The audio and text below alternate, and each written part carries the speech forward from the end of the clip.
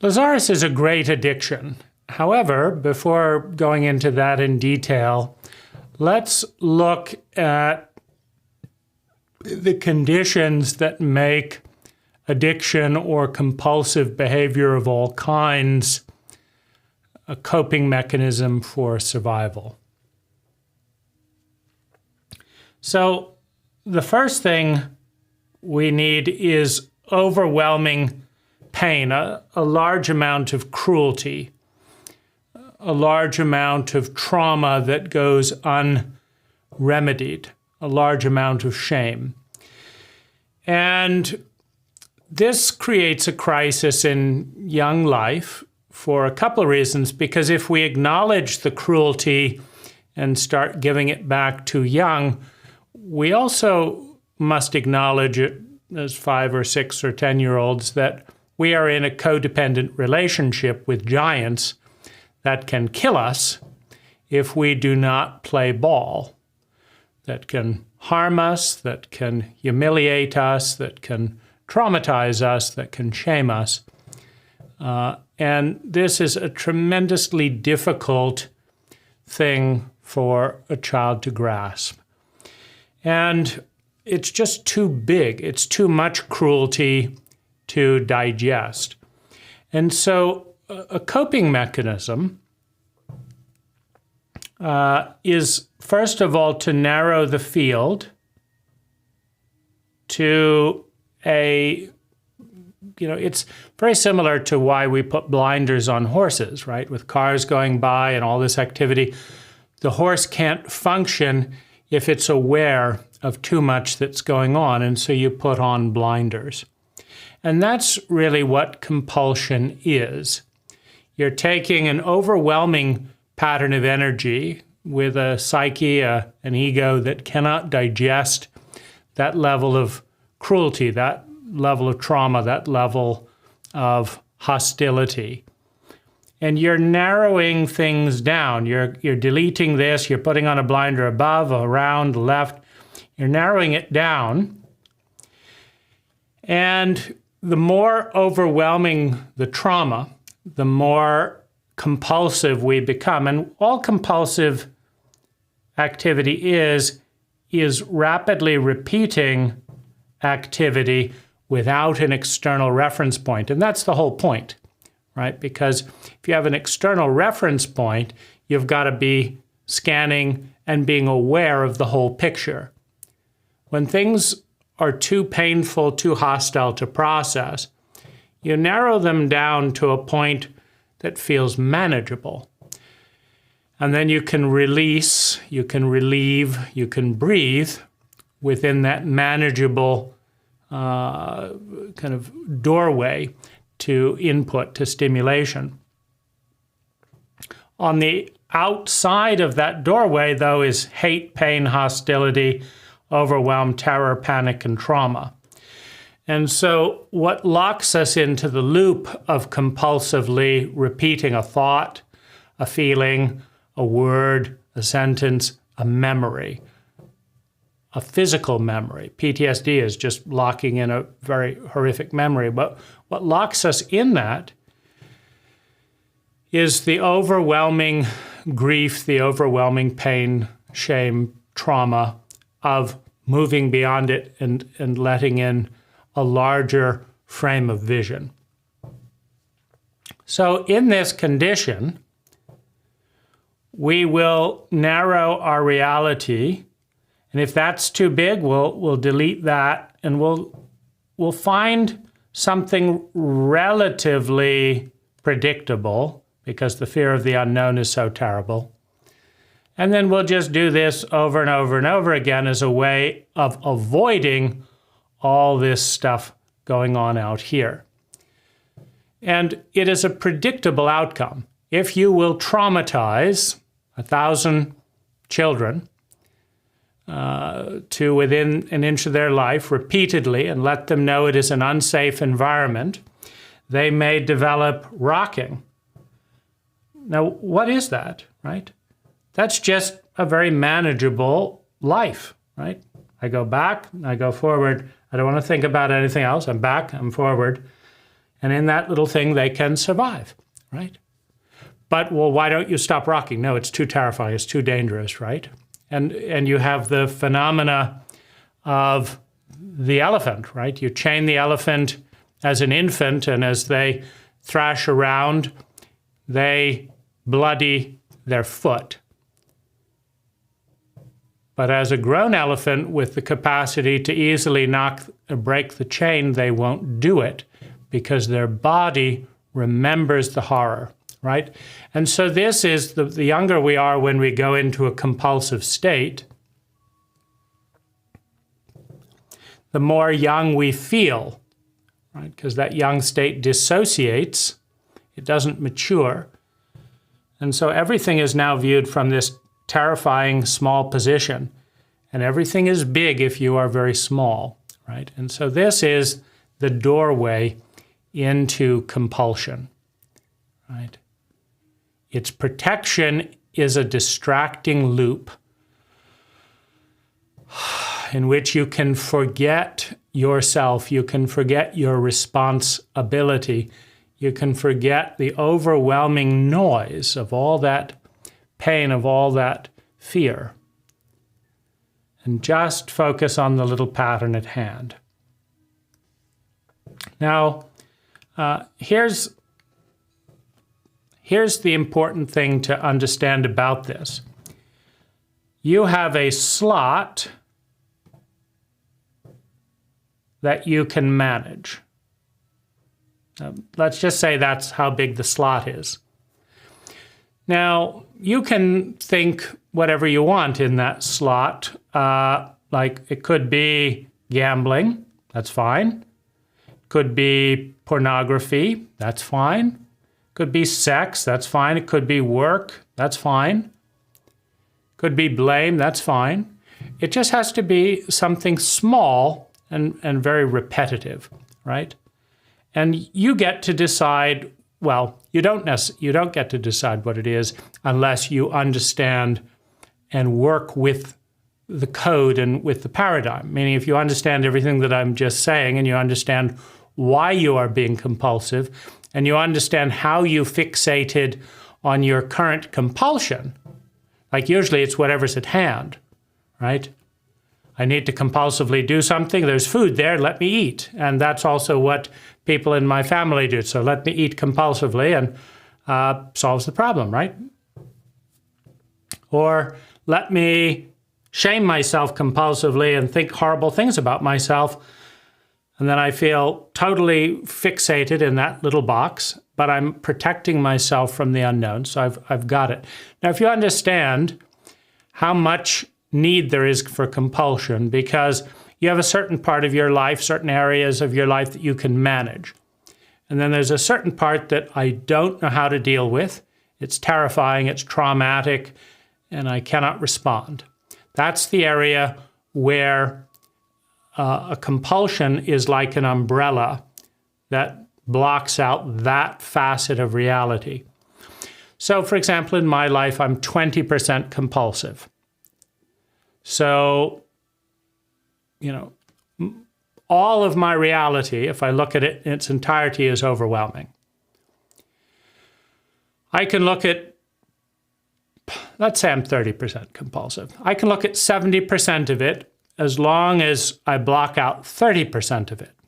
Now, sensitivity feeds in here, right? In Elaine Aron's work, The Highly Sensitive Person, 20% of the population has an unusually responsive brain, which means they process sensory and other perception louder than other people. So, if you think of a very sensitive microphone, it would make sounds louder.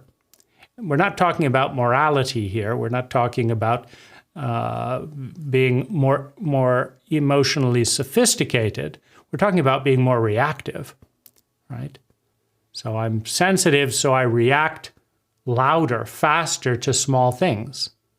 A baby is more sensitive to an adult than an adult is to an adult, because to a baby, an adult is a giant, relatively speaking, right? And to a sensitive person, everything is a big deal. right? So you can be extra sensitive because you are regressed and looking at reality through a child's eyes. You can also be extra sensitive just because your brain and your nervous system is 2 or 3 times as responsive to stimuli. Now, if you're 2 or 3 times more responsive to stimuli, it means that medium noise to other people is screamingly loud to you. And loud noise to other people is unbearable, right? Because you're more reactive, right? So that's good if you're in a very small environment, like highly sensitive people often like one-on-ones and hate groups. Why? Because in a one-on-one, if you amplify the one-on-one 300%, you have deep intimacy and perception. But if you amplify 5 or 10 people, you have overwhelm, right?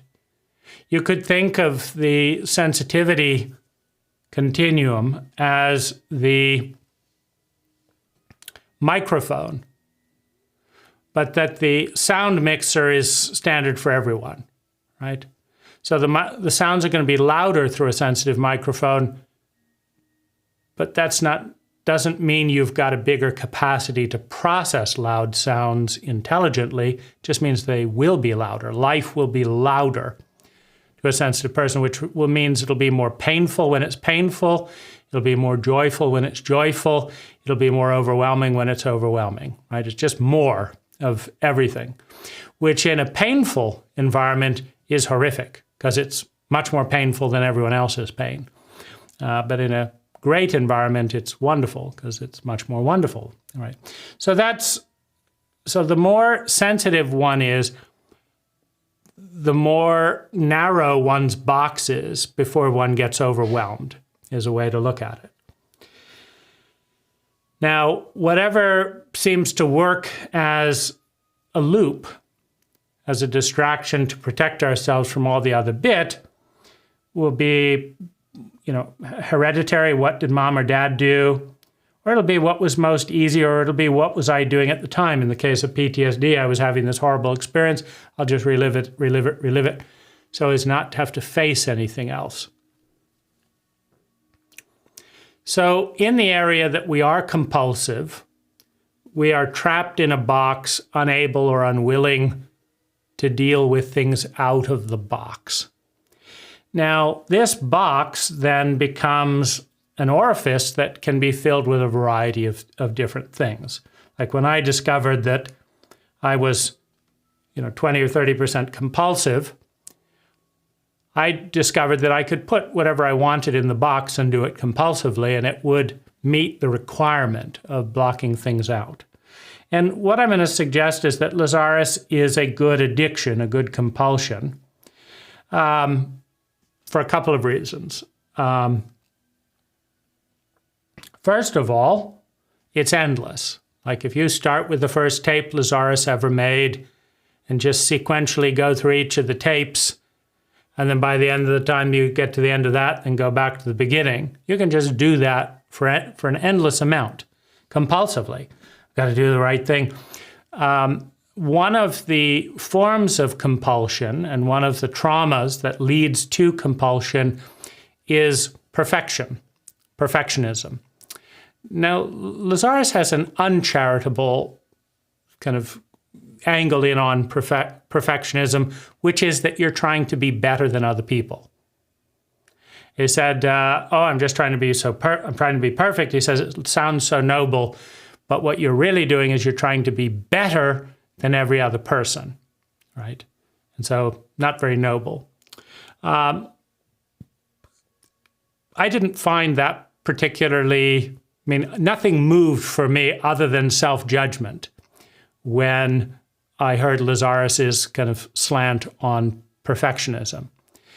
However, something did move for me a lot when I got in touch with the body trauma of my 3, 4, 5, and 6-year-old in absolute terror of being physically hit and then shunted off and abandoned in another portion of the house until I stopped crying.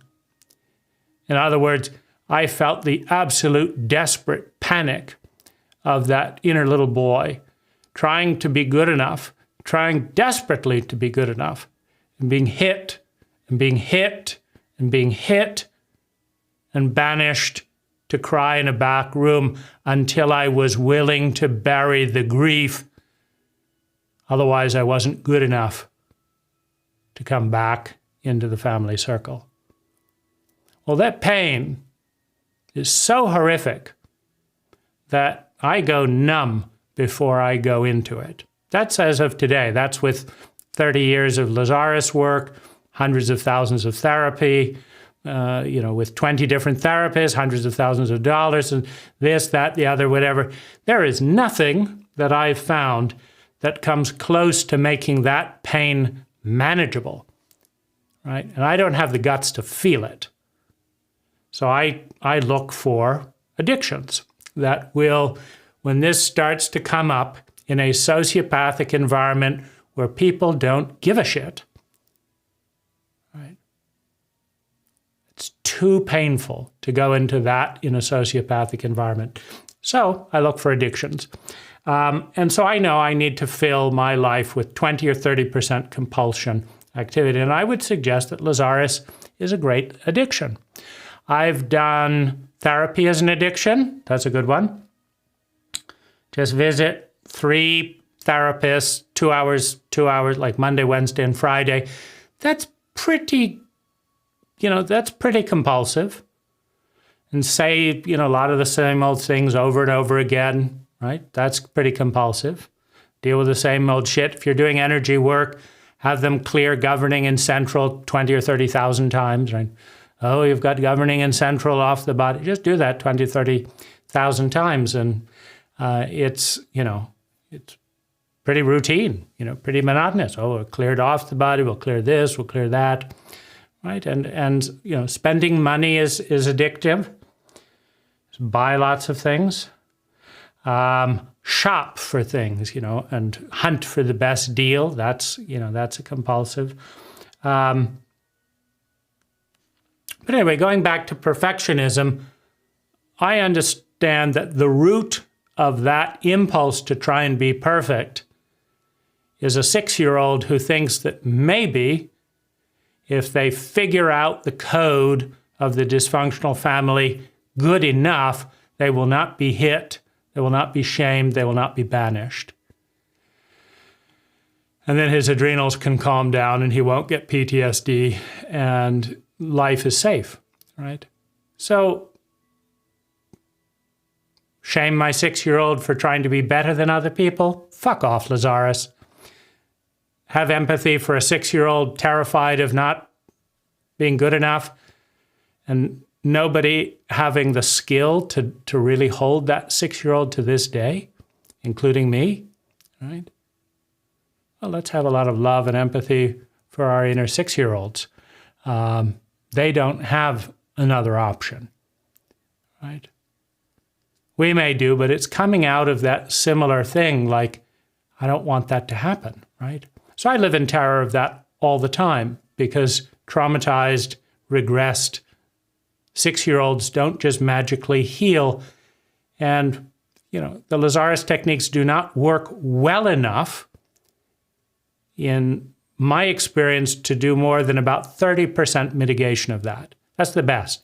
And that's great, meaning there's tons of, I don't think my therapy did 30% mitigation. And, so if an inner child and inner adolescent tape and 1,000 hours of meditation and stuff cleared off 30%, and 200,000 in therapy maybe cleared off 10%, well, it's a better deal, but it's still, let's acknowledge that it's dysfunctional. Right? That 6-year-old does not want to feel that way. And Lazaris didn't choose to show up for that 6-year-old. Right? Lazaris showed up for me, who's terrified of going into those feelings of a 6-year-old. So I do as much as I can, which is not enough. Right? My shitty parents didn't do enough. Lazaris didn't do enough. I didn't do enough. My therapist didn't do enough. He's still got PTSD, right? And there are very few protocols out there that actually heal PTSD. But addiction avoids it. Addiction avoids it. And so I think Lazaris makes a good addiction. So my effort to try and be perfect, to listen to all the tapes and gather them, and if I could just do them perfectly, maybe the trauma outside my teenage room would stop. Right? Maybe if I learned to do what Lazaris said, I would create my own reality and my parents would stop abusing my siblings outside the door as I listened to Lazaris. But I didn't do them perfectly enough. I didn't love myself enough, this and that, the other. And of course, my parents continued their abuse patterns to this day, causing havoc in my siblings and my bodies to varying degrees. And I'm not seeing much better outcomes statistically within the Lazaris community. There may be someone who's really broken through. I just haven't met them. And I'm not confident there is, based on the fact that it doesn't seem like Penny or Jach broke through those barriers either. And they've got as good a statistical odds chance as anyone. And so, I think it's a little bit shaming to place that on the Lazaris community rather than to own that there are better and more embodied somatic techniques and things to work with trauma and PTSD that have had some benefit. I would say that psychedelics have had at least 30-40% benefit, so better than all the Lazaris stuff and not as compulsive.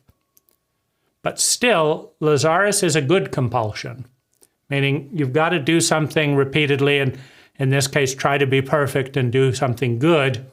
You can learn a lot of interesting stuff listening to thousands of hours of Lazaris. It's, if you go to a slot machine, another way to kind of compulsively run this energy, you can easily spend more money than you spend at Concept Synergy. And you don't learn anything useful, right? And so reading is a good addiction. I've done that, frantically learning, in different areas. Therapy can be a good addiction. Meditation, good addiction. I just meditate. It's much less harmful than OxyContin, for example, which is just another painkiller. Another way of narrowing the pain, opioids, cocaine, various things like that.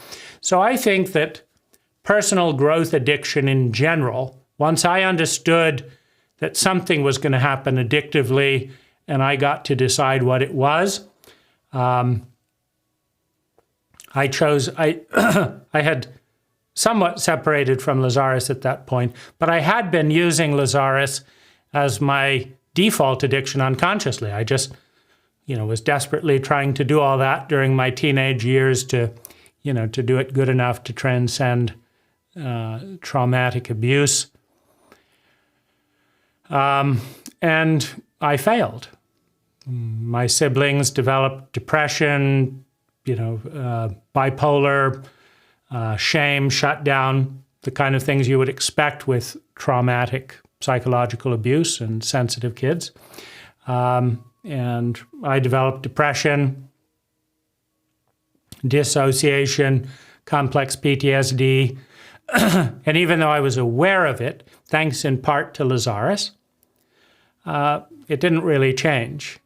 And so I would say that Lazaris is a good and bad addiction, because if you try and, be perfect with the law of attraction or the law of gratitude or something, it's pretty simple, right? Just feel grateful. You feel depressed, feel grateful. You just, it's very simple. It's easy.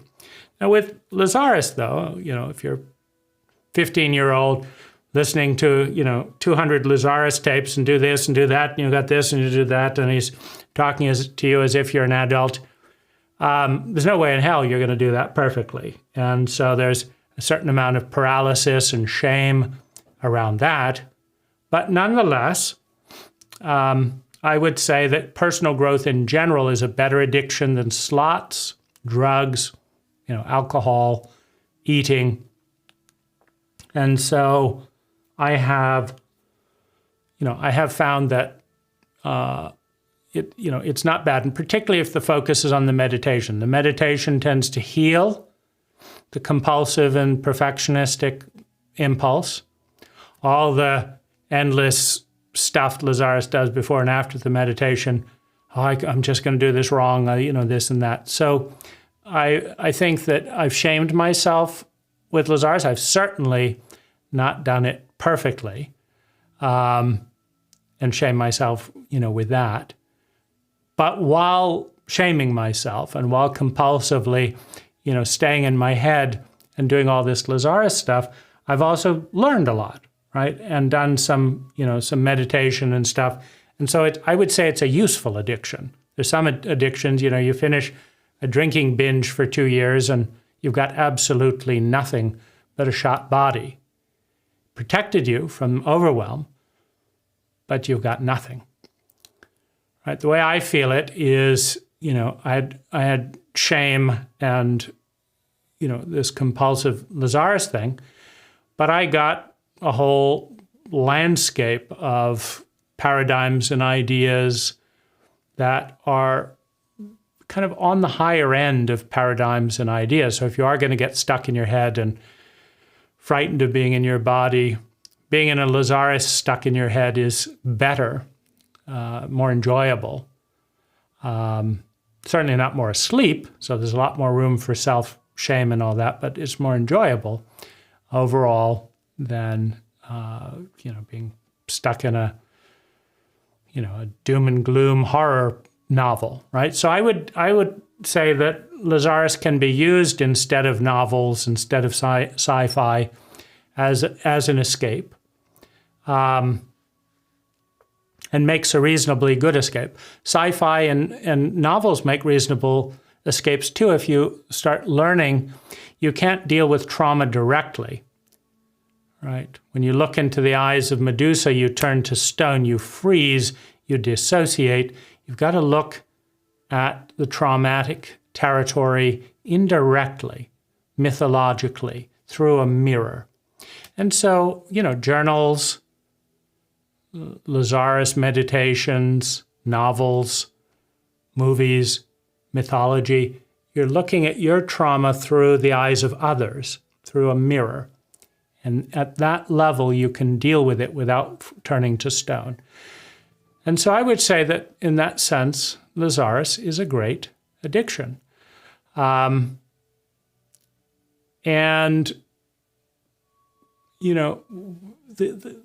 sad thing is that people in a traumatized state require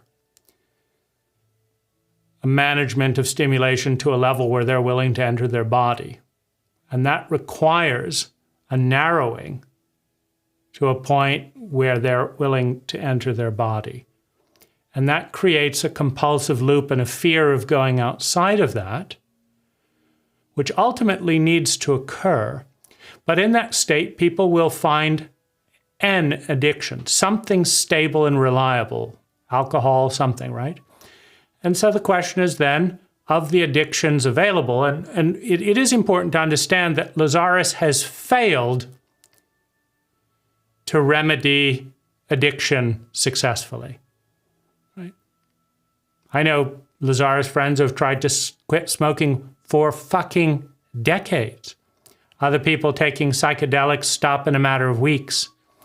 Lazaris has failed if his goal is to influence people constructively as effectively as possible. He's not doing it in many, many cases. And he's not addressing that he's not doing it in many, many cases. It's just people just floundering, right?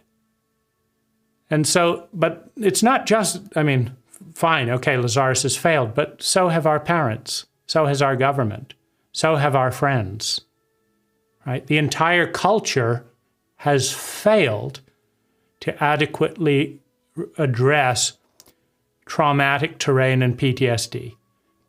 And by that, what I mean is our cult takes millions of people every single day and gives them heightened degrees of PTSD. And it only cures maybe a few thousand. So every day we traumatize millions of people, and then we heal a few thousand of the many millions before that we traumatized.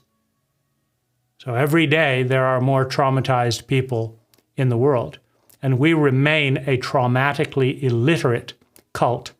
And that extends to the Lazaris community, many of which have not read The Body Keeps the Score, Alice Miller, and other people that deal with this landscape, right? So that's a failing on the part of our cult, ancestrally to the present day. It's a failing on the part of Lazaris on concept synergy. But it's not about scapegoating one thing, right? If any one person or group was competent enough, then we as a cult would be succeeding, right?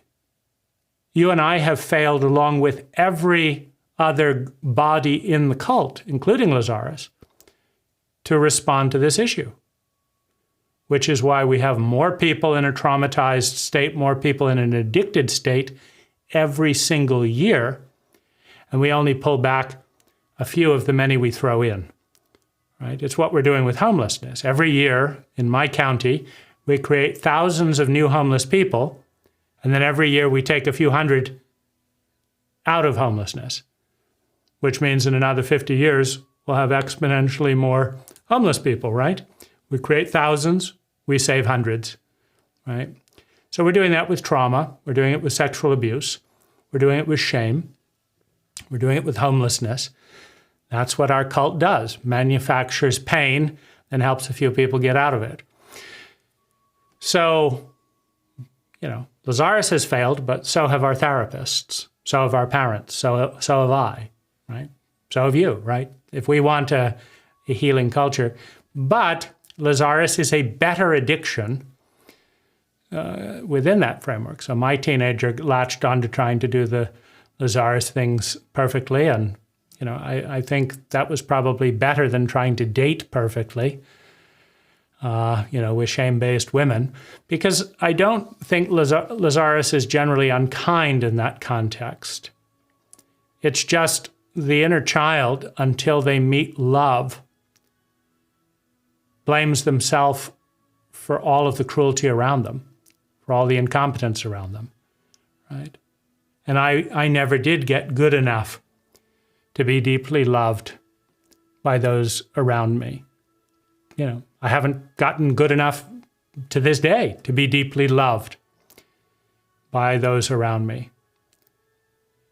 And I haven't had the courage to deeply love myself, independent of others' ability to love me. I'm still terrified, right? I'm still looking for addictions. So movies are, a reasonable addiction because they're educational, particularly documentaries. I've listened to 700 Audible books. It's a great way to handle that need to focus in and not focus on the broader, ungrounded, terrified, traumatic energy, right? But that's also a good education. So I would put Audible as one of my best sources of addiction. Therapists, as crappy as many of them were, it turned out they didn't understand trauma, they didn't understand PTSD, nor did they want to when I found out about it and say, hey, you need to introduce your clients to these books and paradigms. I worked with you for 10 fucking years and you didn't tell me as much as I learned in this one book. Want to do something? No, they didn't want to do anything, right? They just wanted to keep having 10-year clients that didn't get better, right? Right? Fuck you, therapists. Not cool. Take $100,000 of someone's money for pathetic results, right? That a $10 book has better results? Really? That's fine with you, right? Not cool. But nonetheless, I would say therapists made a great addiction. I enjoyed spouting my shit, 6 hours a week.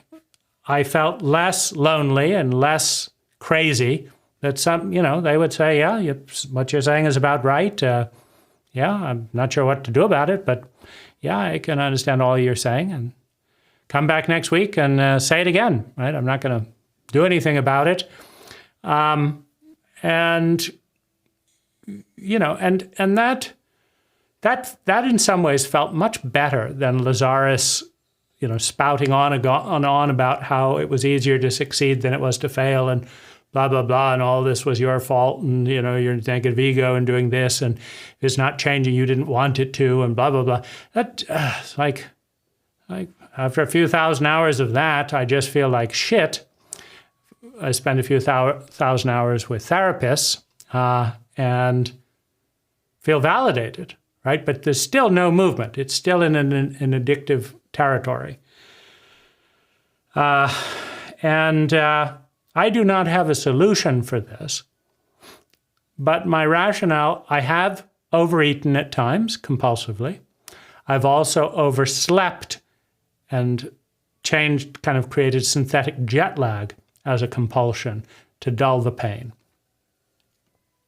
I've blamed and criticized to dull the pain. I've done all kinds of different things to dull the pain, but I think all of these are like better than opioids. I've never taken an addictive substance, that might permanently damage my body, although, of course, blame and shame permanently damage the body.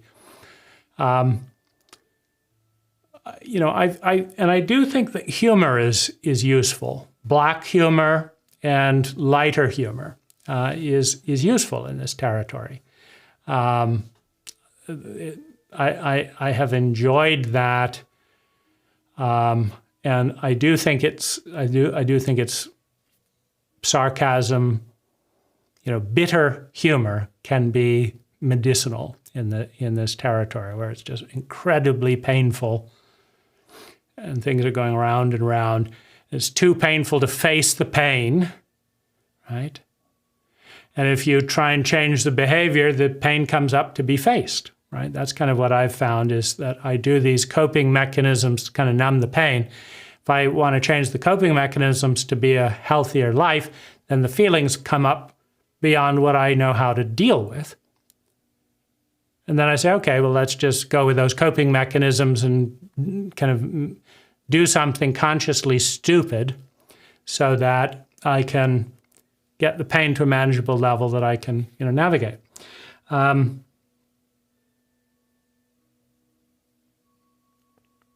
But, I will do Lazaris meditations and be frantically blocking them with compulsive thoughts.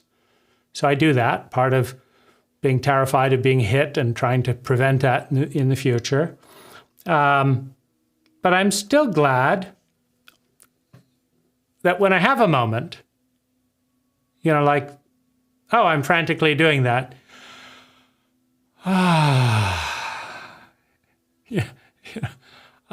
There's some love from Lazaris, or love from my higher self, or it's just some very beautiful music.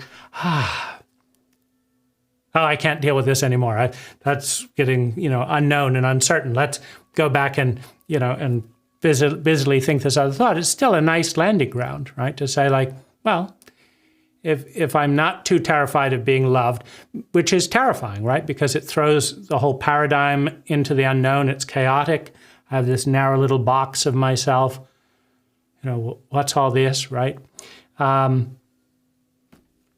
of allows me to regulate, right? My addictions narrow the box.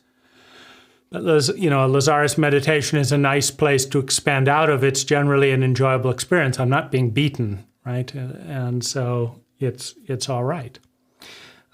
So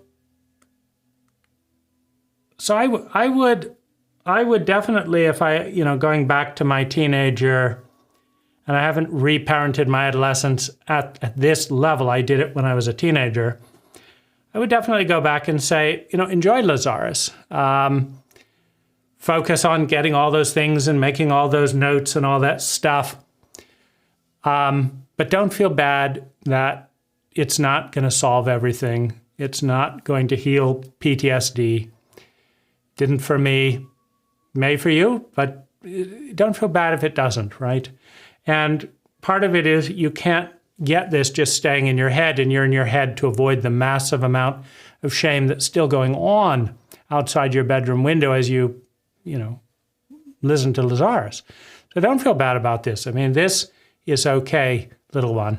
Not that I'd call my adolescent that, but, I'd be annoyed with that. But this is okay, right? Tons of adolescents fucking their lives up, shooting someone right now in this amount of pain. Feeling like you're not doing Lazaris stuff good enough is good on you, right? That's fine. And it's not your fault. It's not your fault, right? I don't know how to reparent you even better than this. I mean, I've avoided having children because I don't want to give this stuff to my kids, but that doesn't mean that I can fix all the stuff that was given to my adolescent. But I would just say, do not take on any of the sense that you're doing it wrong. As much as you need to block out the world, go ahead, do lots of Lazaris meditations and things, and talk to me if you want to. My teenager missed the chance to talk to a single competent adult. And I'm very, very sad for that. And Lazaris does monologues, not dialogues. And I'm very sad for that, right? My adolescent got a paid friend in a tape recorder. Well, that's a pretty shitty protocol for friendship. Right? Otherwise, you want to hire me to be your friend, I'll send you a tape once a month. You can, subscribe for $100 a month, I'll send you a tape every month. That's not really a great friend. So I can't learn from Lazaris how to be a good friend to my adolescent because Lazaris was not a good friend to me. Charge your friends for monologues. You engage in dialogues and you listen more than you talk when there's a lot of shame to unpack, right? Lazaris has a we and endless amounts of time and all that, but doesn't feel like incarnating and being one of those friends. So that's the way it is, right? Self-pity, if you haven't noticed, is a great loop. It keeps that pain at a manageable level. Lazaris says that, first he said self-pity and self-importance were the root of every horrible thing in the whole world, and we're 100% negative. Then he changed his mind, with no time, he changed his mind in 20 years and said there is a sliver of self-pity that's positive. I think by the time, he gets around to being honest, he'll say, without your self-pity to numb the shitload of shame, trauma, and pain, you just couldn't have survived. The amount of anesthetics that are required to grow up in a shame-based cult are just astronomical, right? And luckily, you had tons of self-pity, so you didn't have to get addicted to opioids. So I'm not going to, shame anyone for that. And I do think that overall, right? Yes, I do understand that the ego would rather destroy itself and everything else than die or face the unknown. But that's because the ego's need for certainty is higher than its need to avoid pain or to, do the right thing, that kind of thing. Well, that's built in. That is the hierarchy of the ego's need. Certainty and control over feeling good, right? And negativity has more certainty and more control. And so it tends to ground and identify with that. Well, anyone competent can understand that and provide more certain positivity rather than pipe dreams. And Lazaris has provided a tremendous amount of pipe dreams about the new age being created in the positive world. But this is not what my adolescent looked around and wanted to see at age 40, Whether it's Trump or Hillary or Biden or endless scandal or our top press, whether it's Assange, with WikiLeaks or Snowden being hunted around the globe criminally for speaking the truth, and this was the new age. Bullshit. This isn't the new age. It's not the new age that anyone wanted, that anyone was dreaming about. And yes, there have always been good things happening and bad things happening in a cycle. But Lazaris has kind of way oversold the expectation of this wonderful world. And I don't think there was any need to. What kind of enjoyment do we get looking back at the most monumental decade in the past?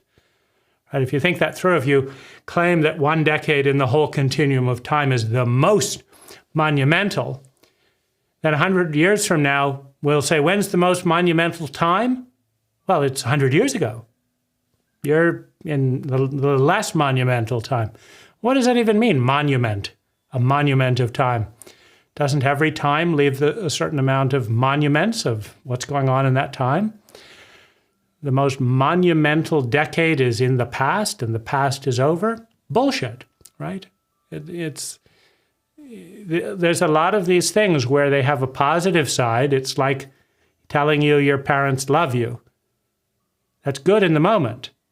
But then when you start to realize how fucked up your parents are, and then that's what love is. Then that same sweetness turns toxic, right? You say it's the most monumental decade 20 years ago. Now we look at it, now it's in the past. Now it's a liability to call the past more useful than the present, right? The reality is the present is always the most monumental time for the people in the present, and always has been and always will be. Right? But Lazaris has kind of distorted that little thing, not useful, right? There's lots of little things that can upset and stir this, but I come back to the same thing. Better than opioids, better than drinking, better than violence. Right? These are all addictions to blur out in rage, to blur out in stuff. So I'm proud of my adolescent for growing as much as he did with Lazaris material. And I understand the compulsive drive now that I understand the paradigm of PTSD and what compulsion is used for. And I know there are people with compulsive anxiety, all the different symptoms of basically trauma and PTSD in an undiagnosed, undigested state. And I think Lazaris is good, but so is comedy, so is drama, so are walks, so are effectively, carefully studied and utilized psychedelics. And that's a big caveat, by the way. I jumped into it the wrong way.